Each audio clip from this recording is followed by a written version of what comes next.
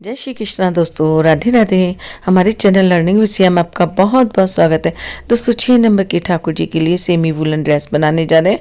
यानी ये ड्रेस हम ऊन सिलाई से नहीं बनाएंगे, ब्रोकेड और वेलवेट का शनील का फैब्रिक लिया है, इससे ये ड्रेस बनाने वाले। ड्रेस बहुत ही प्यारी बनने वाली है क्योंकि अभी बहुत ज़्यादा सर्दी नहीं आई है। लोग वुलन की ड्रेस की बजाय वेलवेट की ड्रेस ज़्यादा पसंद कर रहे हैं, तो हमने सोचा क्यों ना हम भी वेलवेट की ड्रेस बनाएं आपके लिए।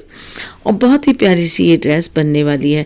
सबसे पहले इसके लिए हमने एक डायामीटर कट किया है, और डायामीटर हमने कितना कट किया है, ये 8.5 बाई 8.5 इंची का हमने स्क्वायर पीस कट किया। इसे गोलाई में कट कर लिया और उसके बाद में कमर की गोलाई भी कट कर ली 1 इंची के व्यास में चारों तरफ से, यानी 2 इंची ये पूरी हमारी कट हो गई।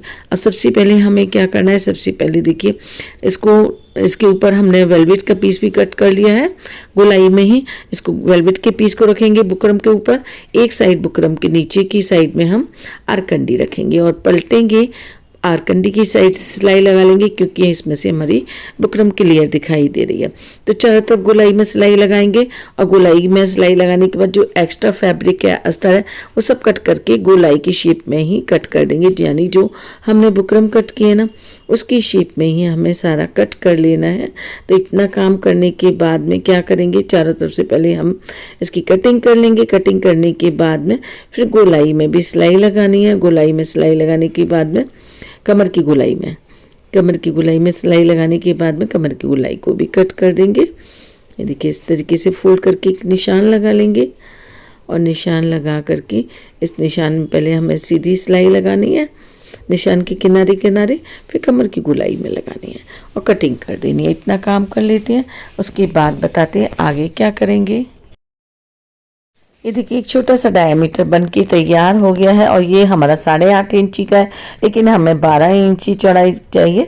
तो इसके लिए देखिए हमने ब्रोकेट का पीस लिया है और ब्रोकेट का पीस हमने कितना कट किया है, ये 4.5 इंची चौड़ा है और 60 इंची लंबा है।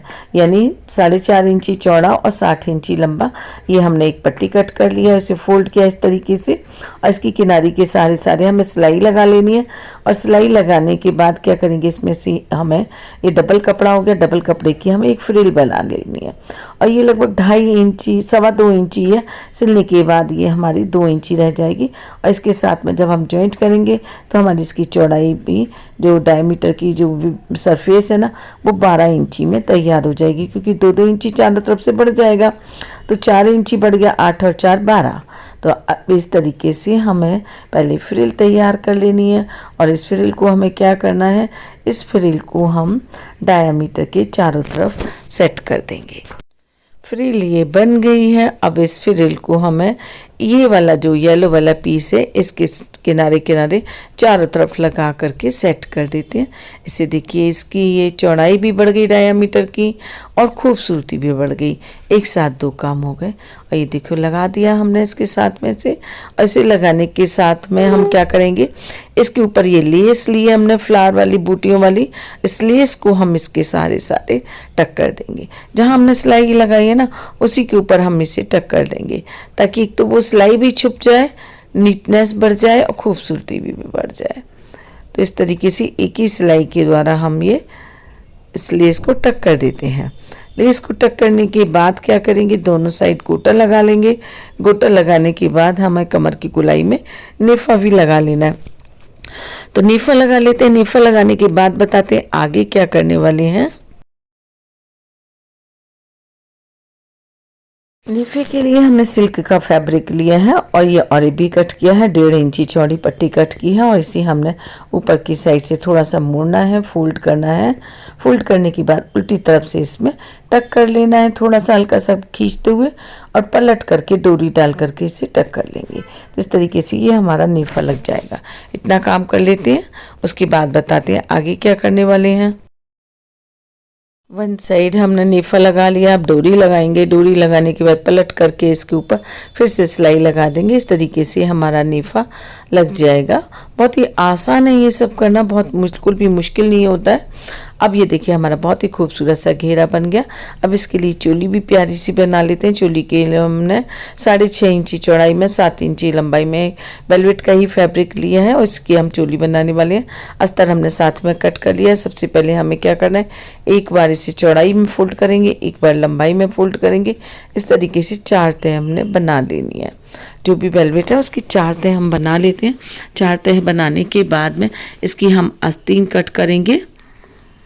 आस्तीन के लिए देखिए हम एक साइड से हम 1.25 इंची कपड़ा ले रहे हैं और एक साइड से हमें 4.5 इंची लेना है लगभग, तो 2.25 इंची पर हम निशान लगा लेते हैं। ये देखिए यहाँ से 2.25 इंची पर निशान लगा लेते हैं ताकि दोनों साइड का मिला के 4.5 हो गया। यहाँ से 1.5 इंची पर निशान लगाएंगे और दोनों को मिला करके एल शेप में कट कर देंगे। ये हमारे मुड्डे की कटिंग हो गई है इस तरीके से। अब गले के लिए भी कटिंग कर लेते हैं। गले के लिए हमने बहुत ज़्यादा कटिंग नहीं करनी है, केवल आधा इंची का हमें तिरछा निशान लगाना है और तिरछा निशान लगा करके इसकी कटिंग कर देनी है और पीछे से के पीस की कटिंग कर देनी है ताकि वहाँ से हम पहना सकें इसे आराम से। ये देखिए पीछे की भी कटिंग कर दी हमने। ये अब इसे हमें अस्तर के ऊपर रखना है, उल्टा नहीं रखना है, सीधा ही रखना है क्योंकि हम इसमें पाइपिंग का काम करने वाले हैं, पलटेंगे नहीं। तो ये अस्तर के ऊपर हमने इसे रख लिया सीधा, चारों तरफ सिलाई लगा करके इसे पक्का कर लेंगे यानी फिक्स कर लेंगे। तो ये काम कर लेते हैं, उसके बाद बताते हैं आगे क्या करने वाले हैं। अभी कटिंग करने के बाद में एक पट्टी हमने और भी ये कट कर ली है पाइपिंग के लिए और लगभग 1.5 इंची चौड़ी कट की है। इसे हमें दूसरी उल्टी साइड से फोल्ड करके इस तरीके से टक करना है। टक करके पलट करके हमें सिलाई लगा देनी है। बस ये हमारी पाइपिंग हो जाएगी। ये हमारी आस्तीन की मोहरी है, तो इस साइड भी हम लगा देते हैं, दूसरी साइड भी लगा लेंगे। इस तरीके से दोनों आस्तीनों की मोहरी में ये पाइपिंग लगा लेंगे। एक साइड से हमने ये सिलाई लगाई। अभी देखिए उसको इस तरीके से पलटेंगे। पलटने के बाद में ऊपर बिल्कुल किनारे किनारे जब हम सिलाई लगाएंगे तो एकदम से बढ़िया सी पाइपिंग गठी हुई नजर आएगी। तो इस तरीके से ये सिलाई लगा लेते हैं। इसी तरीके से सेम इसी तरीके से दूसरी साइड भी लगा लेंगे। ये हमारी दोनों आस्तीन की मोहरी हो जाएंगी और उसी तरीके से हमें सेम गले में भी लगा लेनी है। तो गले में ये बटन पट्टी के साथ साथ करते हुए हमें पूरी गले की गोलाई भी इसी में ले लेनी है। और गले में किस तरीके से लगाएंगे, कॉर्नर आएगा, कॉर्नर में इस तरीके से पलटते हुए हमें लगाना है। और ये आगे का कॉर्नर आ गया, इसमें भी देखो बिल्कुल इसी तरीके से, क्योंकि और ये भी हमने कट किया ना तो इसमें कॉर्नर वगैरह बनाने की आपको ज़रूरत नहीं पड़ेगी। अपने आप ये एकदम से बढ़िया सी बन करके तैयार हो जाएगी। बस हमें कॉर्नर पे देखिए इस तरीके से थोड़ा सा झोल छोड़ देना है ताकि पलटते समय इसमें झोल या खिंचाव ना आए। अब इसे इस तरीके से पलटना है। पलटने के बाद बिल्कुल किनारे किनारे सिलाई लगानी है, जहाँ पर हमने पलटा है वहाँ पर। तो इस तरीके से सिलाई लगाते हुए आगे बढ़ना है। नॉर्मली हमें बस चारों तरफ सिलाई इसमें लगा लेनी है। ये देखिए गले की पट्टी भी बहुत ही प्यारी सी बन गई। अब बीच में एक डार्ट डाल लेंगे। ये ऑप्शनल है, आप डालना चाहें तो डालें, ये मैंने डाली ताकि कमर की फिटिंग थोड़ी सी अच्छी आ जाती है। आप चाहे तो 2 भी डाल सकते हैं। अब इसे फोल्ड करके और आस्तीन और कमर की सिलाई लगा लेंगे। आस्तीन की मोहरी और कमर की सिलाई ये एल शेप में हमारी दोनों में एक ही बार में सिलाई आ जाएगी। ये लगा दी। इसमें कॉर्नर में कट लगाना बिल्कुल भी ना भूले, वरना पलटने में बहुत दिक्कत आएगी और वो पलटेगा भी नहीं और झोल वाला पलटेगा। तो इस तरीके से ये पलट के दिखाती हूँ, एकदम बढ़िया परफेक्ट बना है। इसी तरीके से सेम दूसरी साइड भी लगा लेनी है हमें सिलाई एल शेप में, और दूसरी साइड भी सिलाई लगा ली। इसको पलट के दिखाते हैं। बहुत ही प्यारा सा ये ठाकुर जी की चोली या ब्लाउज बन करके तैयार हो गया। अब नीचे भी हमें उसी तरीके से सेम पाइपिंग लगा लेनी है। इस चोली को आप दोनों तरीके से पहना सकते हो, फ्रंट ओपन करके भी, बैक ओपन करके भी, किसी भी तरीके से पहना सकते हो। यहाँ 2 बटन लगा लेंगे, टिच बटन हम, एक इधर ऊपर और एक इधर, इस तरीके से। और ये बस चोली बन करके तैयार हो जाएगी। और इसके बाद में हम आपको पगड़ी बनाना बताएंगे।